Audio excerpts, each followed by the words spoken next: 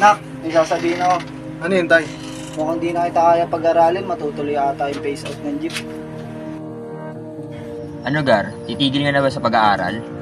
Oo nga pre, tatapos ko na rin eh. Hindi ko nga alam, Gar eh. Hirap na rin si Papa, Gar. Ipipace out pa yung jeep.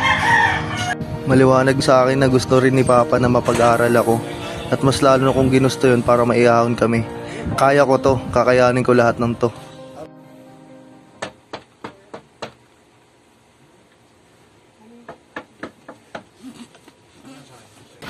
Gar, ano na Gar? Enrollment na natin.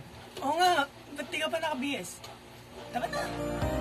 Di man kasing patag ng daan nyo ang daan na dinaanan ko, hindi ako susuko hanggat makamit ko ang gusto kong patunguhan. Kaya sa lahat ng estudyanteng kagaya ko, huwag tayong susuko. Piliin natin laging lumaban.